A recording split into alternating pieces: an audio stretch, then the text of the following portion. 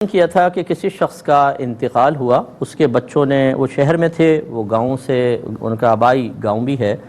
تو بچوں نے وہی جب انتقال ہوا تو غسل وغیرہ دے کر قریبی قبرستان میں دفن کر دیا۔ اب کچھ لوگ گاؤں کے یہ کہہ رہے ہیں کہ چونکہ شخص کے ماں باپ کی قبریں آبائی قبرستان میں ہیں تو تمہیں چاہیے تھا کہ وہاں دفنایا جائے۔ اب وہ اولاد بیچاری پریشان ہے کہ کیا ہم نے کوئی گناہ کر دیا، یہاں دفنا کے کیا کریں؟ دیکھیں مسئلہ یہ ہے آبائی گاؤں، آبائی مطلب شہر، اس کا دفنانے سے کوئی تعلق نہیں ہے۔ دوسری بات یہ ہے کہ اگر آپ یہ سمجھتے ہیں کہ وہاں دفنائیں گے تو قبریں قریب قریب ہوں گی تو شاید موقع ملے گا نکل کے مل لیں گے کہ بھئی کیا حال چال ہے، اور اگر یہاں دفنایا اور وہ سینکڑوں میل دور ہیں تو وہ کھڑا ہو کے دیکھتے رہے گا تو وہ تو بہت دور ہے، میں کیسے سفر کروں؟ تو یعنی زندوں پر اس کو قیاس کر لینا، یہ بیچارے وہ لوگ مشورہ دے رہے ہوتے ہیں جن کو دین سے کوئی لگاؤ نہیں ہوتا، دین ان کے پاس ہوتا نہیں ہے، خاندانی باتیں، سنی سنائی باتوں پہ چل رہے ہوتے ہیں۔ اب ہم آپ کو دین بیان کرتے ہیں۔ دین یہ ہے کہ جب انسان کا انتقال ہو تو اس کو غسل اور کفن وغیرہ کرنے میں تیزی کی جائے۔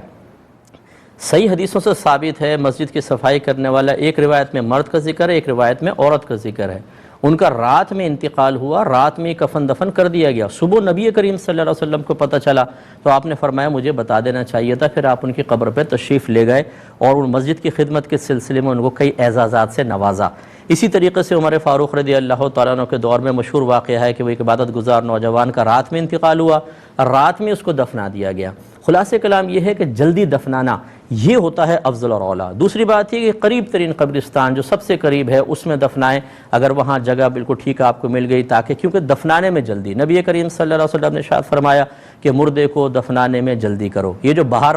کے لوگ ہوتے ہیں، معذرت کے ساتھ برا نہ مانیں، ساری زندگی ماں باپ کی شکل نہیں دیکھیں گے، کبھی کبھار آ کے کریں گے، لیکن جب ماں باپ کا انتقال ہو جائے تو ان کے لیے دو دو دن تک ماں باپ کو فریز کر کے رکھنا یہ ضروری ہوتا ہے، کیونکہ اٹلی سے آ رہے ہیں صاحب، جرمنی سے آ رہے ہیں، یو کے سے آ رہے ہیں، یو ایس اے سے آ رہے ہیں، ان کو شکل دکھانی ہے، ماں باپ کو تکلیف پہنچے کوئی بات نہیں، ان کے لیے بہت بڑا اعزاز ہوگا، انہیں آنے دیں، پہلے آ کے وہ شکل دیکھیں گے، شکل دیکھ کے تھوڑے سے آنسو بہائیں گے، اس کے بعد خدا حافظ کہہ کر پھر غائب ہو جائیں گے۔ تو یہ طریقہ کار بالکل غلط ہے اسلامی نقطہ نگاہ سے، انہوں نے دفنایا، بالکل ٹھیک کیا۔ دوسری بات یہ ہے کہ جب انسان انتقال کرتا ہے، اگر نیک روحیں ہوتی ہیں یہ سب آپس میں مل جاتی ہیں اور ایک دوسرے سے معلوم کرتی ہیں کہ فلاں کا کیا حال ہے، فلاں کا کیا ہے، فلاں کا کیا ہے، حتیٰ کہ حدیث میں آیا کہ یہ تک سوال کرتے ہیں کہ گھر میں ہم جب آئے تھے تو ایک بلی تھی، اس بلی کا حال کیا ہے، اور اس میں پھر بعض اوقات ایسا ہوتا ہے کہ ایک بتاتا ہے، وہ پوچھتے ہیں فلاں کا حال کیا ہے، وہ کہتا ہے وہ تو مر چکا، کہ تمہارے پاس نہیں پہنچا؟ وہ کہتے ہیں کہ نہیں ہمارے پاس تو نہیں آیا۔ وہ کہتے ہیں اچھا، اس کا مطلب ہے کہ اس کو عذاب ہو رہا ہے، یعنی روح کو مقید کر دیا گیا عذاب کی وجہ سے۔ تو خلاصہ کلام یہ ہے کہ یہ فاصلے کچھ بھی نہیں ہیں مرنے کے بعد،